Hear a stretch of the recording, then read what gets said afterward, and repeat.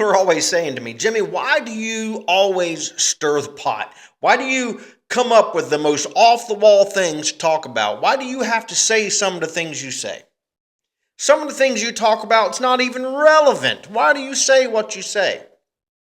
So you know what I did? I went out and I got my own platform, because here on this show, it's all relevant.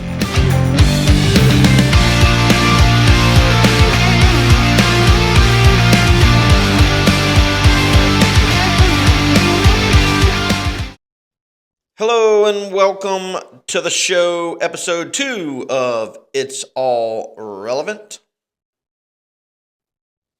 The show about everything relevant in our country and around the world. And for Tar Heel fans, nothing is more relevant than the fact that we aren't really relevant. I mean, this has been the most terrible season that I can remember as a Tar Heel fan. You say, well, Jimmy, what about the team that went 8-18 or 8-15? What about that team? Well, I remember that team. Those expectations were not high. This team was ranked at one time in the top 10. And we still can't seem to figure out why we're doing the things that we're doing. So nothing's more relevant for Tar Heel fans than the fact that we're not relevant this year. If you didn't know or you don't follow sports, the Tar Heels lost again last night, this time to Pitt on the road. And as is their MO this year, they had a lead late and couldn't hang on. Their loss last night makes it 9 losses for the month of January. Are you kidding me? You've lost 9 games in 1 month. You only lost 8 games the entire season last year. And you're supposed to be better this year than you were last year, and you lost 9 in 1 month? The upcoming game against rival Duke, at this point, for me anyway, is a foregone conclusion. And I'll be surprised if it's not a blowout. If this game is not over by halftime, I will consider that a win for North Carolina, because we're that bad. We are that bad. I haven't been less excited about a Carolina-Duke game than I am this year. So listen, my friends who are Duke fans, I'm going to go ahead and I'm calling this one. All right, you guys are going to win. Good game. Let's just go ahead and give high fives and shake hands and pat each other on the back, all right? We don't need to go through the formality of 40 minutes of absolute disappointment watching this North Carolina team play Duke this year. So good game. You guys are better this year. This will no doubt be another game where Carolina is going to be outcoached. There's no doubt. So why would you say that, Jimmy? Because they've been outcoached every game this year. Every game. And I am not ruling out the possibility that we're going to have a losing record this year. I don't even think this is some kind of a bold take. This is not some kind of bold prediction. You know, you see that on ESPN a lot. Bold predictions for the 2026, 2027 season. And they name something outlandish. So let me give a bold prediction for the rest of this basketball season. It would not surprise me if Carolina finishes with a losing record. Carolina's going to be outcoached on Saturday when they play Duke. They're going to be out-hustled. They're going to be out-rebounded. They're going to be out-defended. They're going to be out-energized. And they are going to be outperformed. There's no doubt. In every facet of the game, Duke is going to beat us. But hey, let's look on the bright side of things, right? At least our head coach is part of the Carolina family. We've got a Tar Heel as a head coach. Yeah, and he's terrible. Can you please go get somebody who's not a Tar Heel that can actually win a game? Not bring tragedy and disappointment to a fan base? You are ruining, listen to me, Bubba Cunningham, the athletic director of North Carolina. Listen, you are ruining a legacy of North Carolina basketball by keeping Hubert Davis in the driver's seat of that program. You're ruining the legacy built by Dean Smith, continued on by Bill Guthridge and Roy Williams. Listen, at this point, instead of Hubert Davis, I would take Matt Doherty back. I would take Matt Doherty over Hubert Davis right now. At least he recruited big men. At least he knew how to play defense. My goodness, this has been terrible. But listen, we got this head coach. He's a Carolina guy, so we're going to keep him. Gosh, I hope not. I totally expect major player losses, meaning a lot of our players will enter the transfer portal at the end of the season, especially if Hubert Davis remains the head coach. We're already going to lose R.J. Davis to graduation. We're going to lose Ian Jackson to the NBA. We're probably going to lose Drake Powell and Elliot Cadeau. They'll probably go in the transfer portal, as will Brown, as will Tyson Cade, and more. I expect mass exodus of North Carolina Tar Heels leaving at the end of this season. And the only way you save this program is to bring in an outstanding coach. And again, we don't care what color he is. We just want him to be able to coach defense, to coach offense, to coach energy, to coach a passion and appreciation for the North Carolina program. You would think that a North Carolina alum like Hubert Davis could coach a North Carolina program and preach the legacy and passion that is Tar Heel basketball, but he's not been able to do it. And he's got all North Carolina alumni on his staff, and they still can't get it done. I don't know who you go get. I don't know who would be interested in coming to a Carolina program that's flailing right now. Alabama's got a great coach. You don't think he'd rather be at North Carolina than Alabama?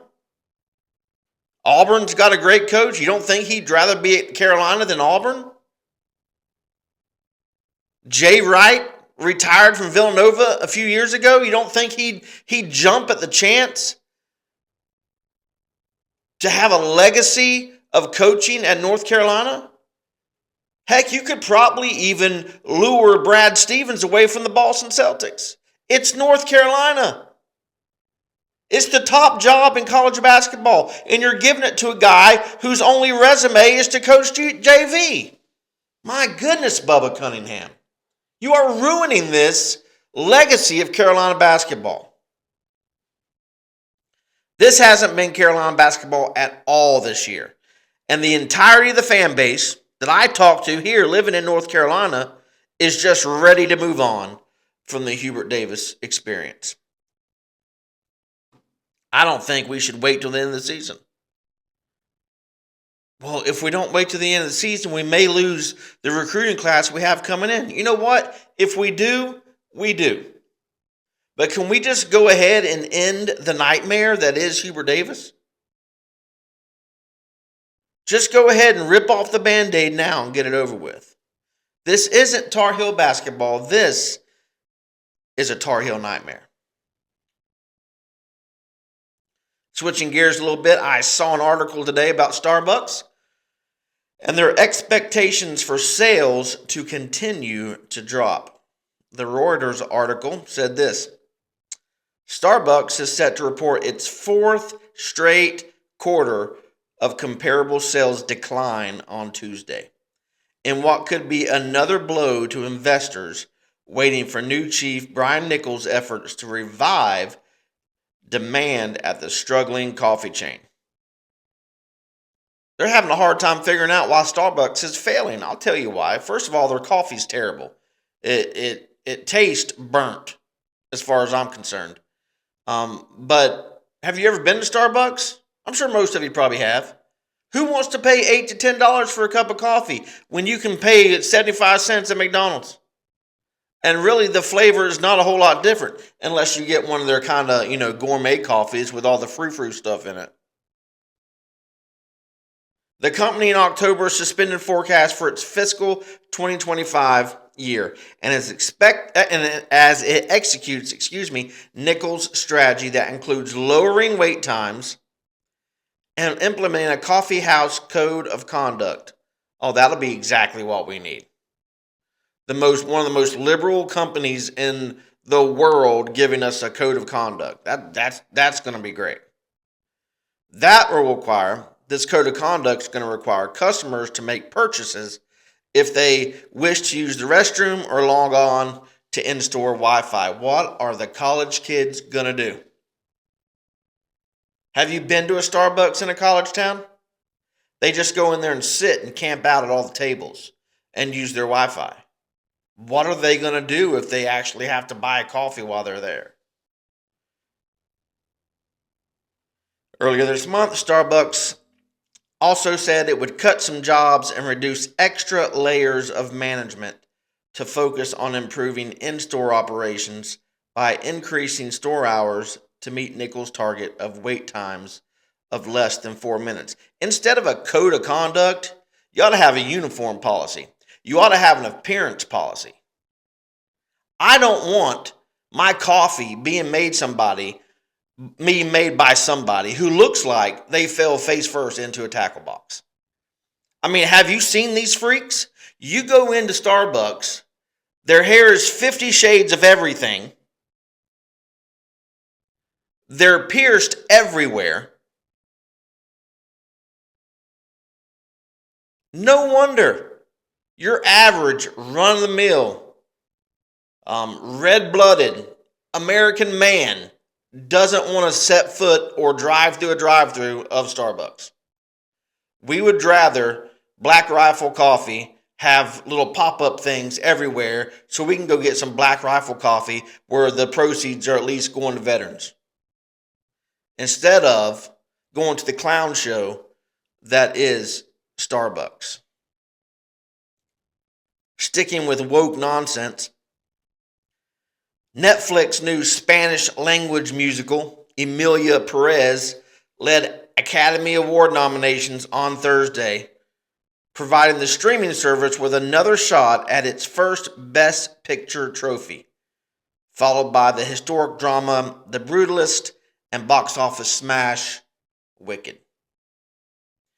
Here is what the movie that's getting all these accolades, all right, that's getting the most nominations for awards. Here's what this movie, Emilia Perez, is about. Emilia Perez is the story of a Mexican drug lord who transitions to a woman and starts a new life. My goodness, if that is not the world we live in today. That the number one movie getting the most accolades at the Academy Award is about a transitioning man who wants to be a woman. And people at the Academy Awards are drooling over this. When is Netflix going to learn? When are these woke, liberal movie studios going to learn? Every time they come out with a movie like this, it doesn't do well at the box office. It fails. It misses their projections by millions and millions of dollars. The Brutalist, the second one, is a 3.5-hour long movie about a Holocaust survivor and architect chasing the American dream. And then, of course, Wicked is the Wizard of Oz prequel. You know, we saw Wicked. Pretty good movie. I liked it. Great storyline. The singing was amazing. The lady that played Elphaba, when she's on that broom and she's flying around and she's singing, that was legit her singing while she's flying around that broom. That's crazy that she was able to have those kind of pipes flying around on that broom. All three films will compete for the coveted Best Picture trophy at the Oscar ceremony in Hollywood on March the 2nd. Let me say this to Netflix. Nobody cares. Nobody cares. Every single year, the Academy Awards, their viewership declines every year. When are liberal movie studios going to learn that by and large, people aren't liking or buying their woke content? No one watches the Academy Awards anymore because it's just one liberal actor telling other liberal actors how great they are. While easily influenced and weak-minded people at home fawn over what they're wearing and who they're wearing, and the power couples that walk together on the red carpet, we have got to, as a society, as a society, if we're ever going to flourish as a society, we got to get away from stuff like this. Absolutely have to get away from this woke idea. I had someone tell me, don't you know what woke is? It just means you're not asleep anymore. Yeah, well, you know what? I wish Christians would wake up.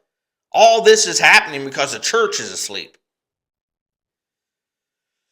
On the let's see how well this ages front, the U.S. Environmental Protection Agency, the EPA, said on Wednesday it has approved California's landmark plan to end the sale of gasoline-only vehicles by 2035. We'll see how this ages, because this decision was made in the final week of President Joe Biden's administration, and it sets up a fight over the future of California's vehicle regulations. President Donald Trump has vowed to rescind approvals granted by the EPA to California to require EVs and tighter vehicle emissions standards. Listen, emission standards are not what's wrong with California. Liberals are what's wrong with California. That's it. You look at all these big cities throughout the United States, they've got liberal leadership. You would think that even liberals would have enough common sense to say, you know what, we might need a change. This hasn't worked for the last gabillion years. We actually might need to change direction here and bring someone into office that's going to care about Los Angeles, that's going to care about San Diego, that's going to care about Sacramento or Detroit or Houston or New York or, anywhere else that you might be controlled by liberal, Chicago. Let's bring somebody else in there that's going to do something different. Maybe you'll get a different outcome.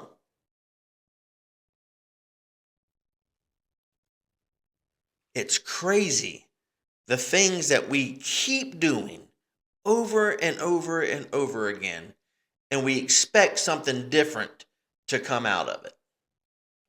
I think somebody said that was the definition of insanity, right?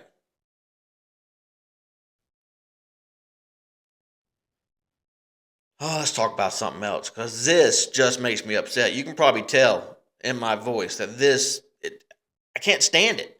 As a Marine Corps veteran, you look around at the country that you bled for, that you fought for, that you were willing to give your life for, and you see what's going on. My goodness, it's crazy. As a pastor, I do get asked sometimes why things in our country keep getting worse and worse. Why do they keep declining? Why doesn't anything ever seem to get better? And of course, like everything else, the Bible does have the answer to that. 2 Timothy 3:13. Evil people and imposters will go from bad to worse, deceiving and being deceived. There's people all over our country that are deceiving, and they're being deceived. Because things are getting worse and worse. Because of evil people, because of seducers, because of imposters, because of people that hate the things of God, that hate the church of God. And as a result, we are getting what we're getting in America right now. And there's probably people listening today, you're shaking your head and you're agreeing with me, and you're probably saying something, well, you know what, he's right. But you're part of the problem. Because you sit your butt on your couch on Sunday morning instead of getting up and coming to the house of God.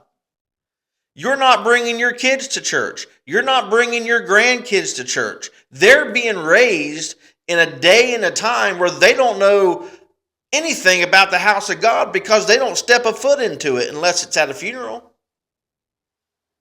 As a pastor, I've done 3 funerals in the last 3 months.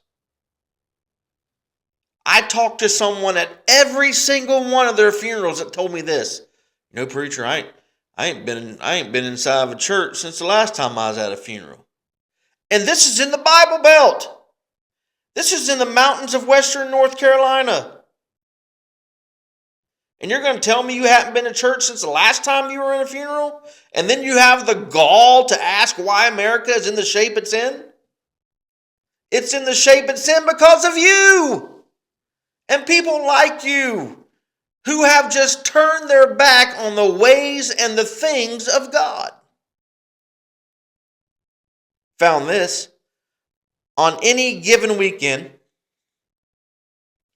only 3 in 10 adults attend church services. 30% of adults inside the United States attend church services on a weekly basis. That means 70% of America does not. Why? Well, we can't get ourselves out of bed. It's my only day to sleep in. No, you got, sir, you got no problem getting out of bed on Saturday morning at the butt crack of dawn to go out to the lake and go fishing, or to get that first tee time on the golf course. But what you can't do is drag your rear end out of the bed to improve the quality of this country and the quality of your children's future by taking them to the house of God. That is the sad reality in which we live. And shame on us, America. Shame on you, Grandma and Grandpa. Shame on you, Mom and Dad, for allowing your children and your grandchildren to grow up into a society where God was not preeminent in their lives. It's your fault. That 30% average of adults going to church is down from 42% just 20 years ago. Church attendance, the article says, will likely continue to decline in the future, given younger Americans' weaker attachments to religion. Why do younger children have a weaker attachment to religion? Because, Mom and Dad, you didn't make God necessary when they were younger. And because God wasn't made necessary when they were kids, they're going to forget him when they're adults. That is just the facts. And it doesn't matter as pastors, as preachers, it doesn't matter how many times we say this. I've said it from my pulpit on Sunday mornings to my church. I've preached this. I've expressed it at other churches when I've been preaching out. The need for us to be back in the house of God, and how it has hurt our country. How has it hurt our country? Look at our country. Crime rates up. Divorce rates up. Drug rates up. 50 years ago, you never saw the amount of transgenderism you see now. You didn't see the LGBTQ XYZ plus agenda being forced down our throats like it is now. You still had prayer in schools. You still had the Ten Commandments on the walls of judicial houses. You still had in God we trust as a mantra for the United States. Now the only time you see that in America is on our dollar bills, and they're trying to take that away.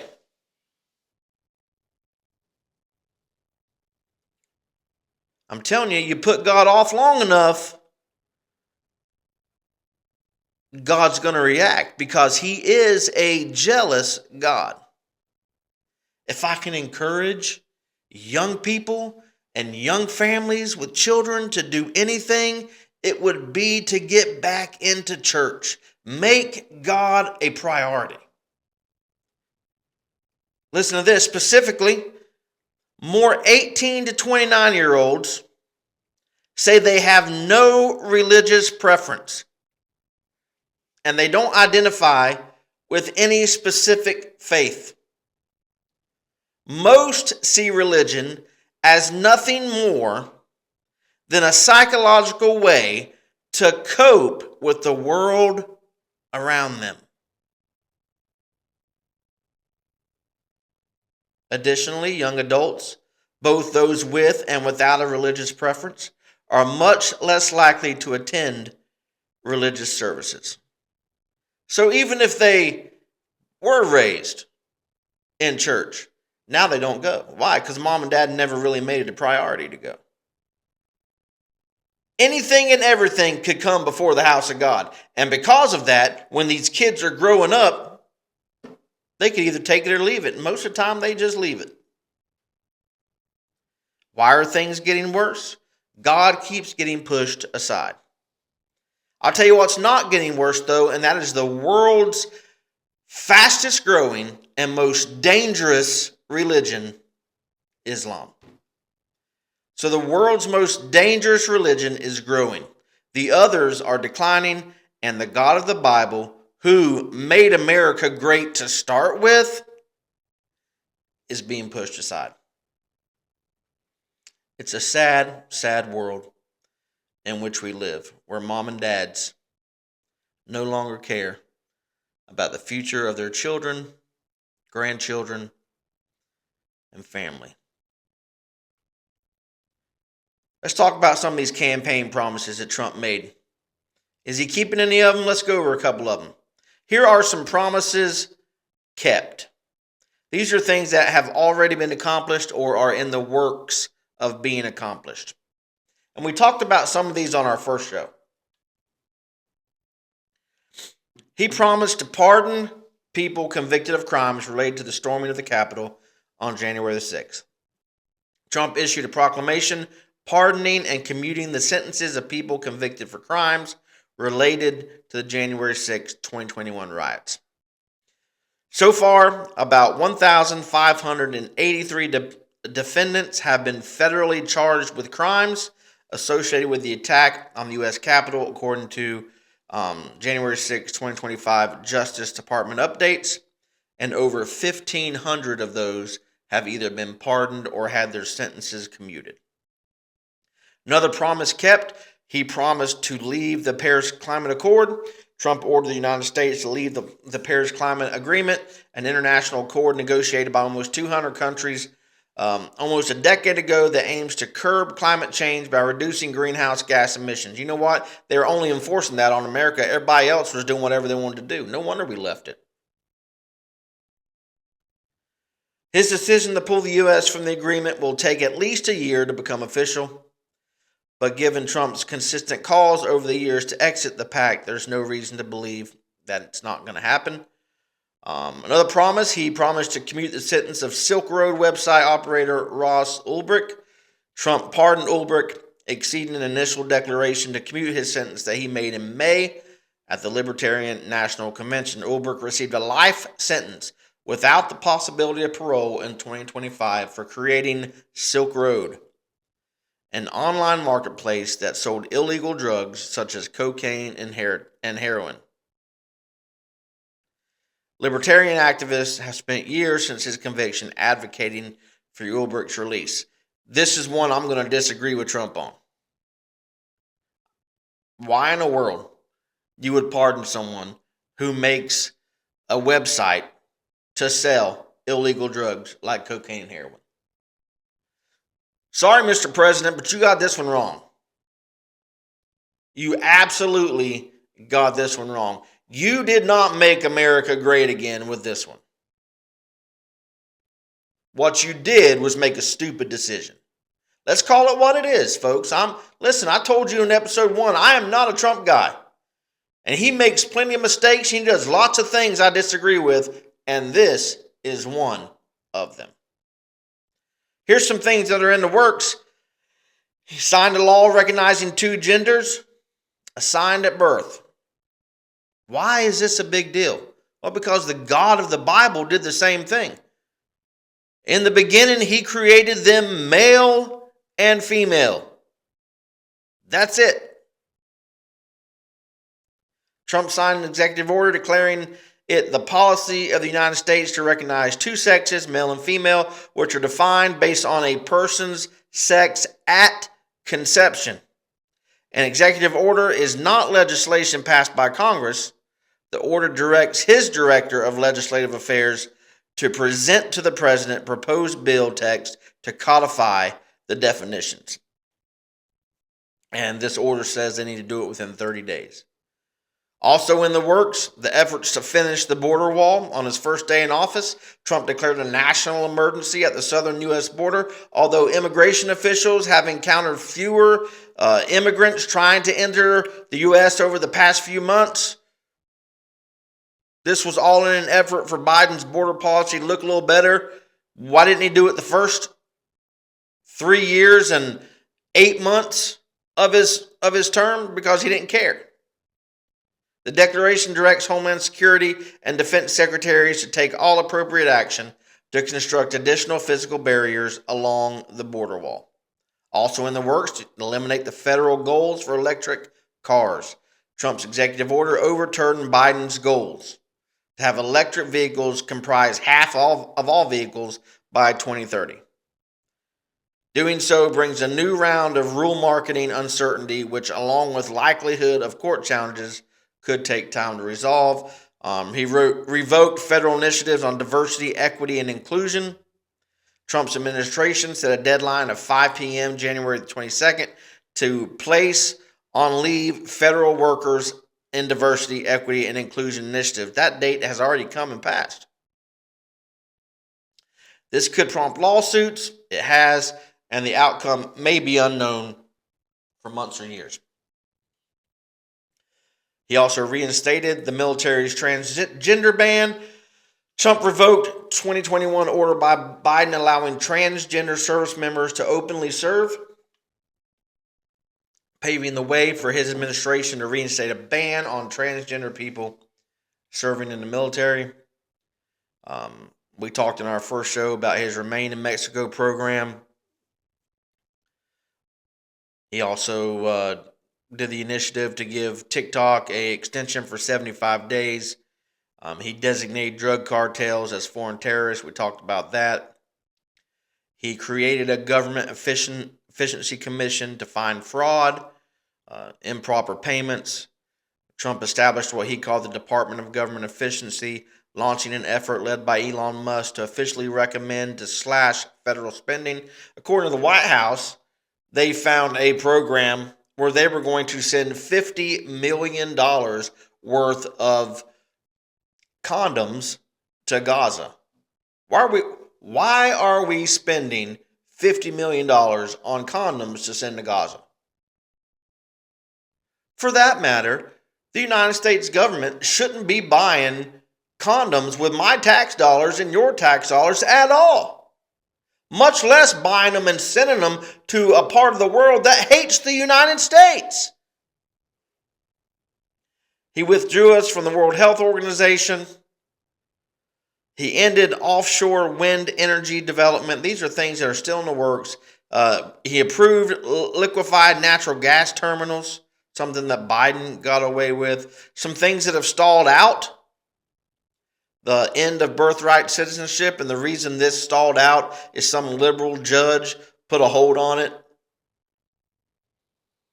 A federal judge blocked the order for 14 days, calling it blatantly unconstitutional. What's blatantly unconstitutional is this judge's lack of understanding for the law. And then he's actually broken a campaign promise. And again, I told you guys, when he does something, I'm going to call him out on it. He broke this promise. He promised on the campaign trail several times to end the Russia-Ukraine war within the first 24 hours. Trump's promise to end the war within 24 hours as president did not come to fruition. If Trump can help end the war during his term, he could still end up with a compromise to this, but it doesn't look like he was able to accomplish this in 24 hours. But it still achieves something significant and consistent with the original promise if they're able to do this. There's no new information on anything the Atlanta Braves are doing to make their team better. Apparently, Alex Anthopoulos, the general manager of the Braves, is content to let everyone else in baseball get better except for us. And that also is ridiculous. Had 2 more colleges reach out to our son this week about kicking a football for him. We'll see how it happens there. He's also now playing semi-pro soccer as a junior in high school. That's crazy. After being asked to join that team earlier this week. So that's going to do it for our show, episode 2. Hope you guys have a great weekend, and we'll see y'all again on Monday. Thank you. Have a great, great day.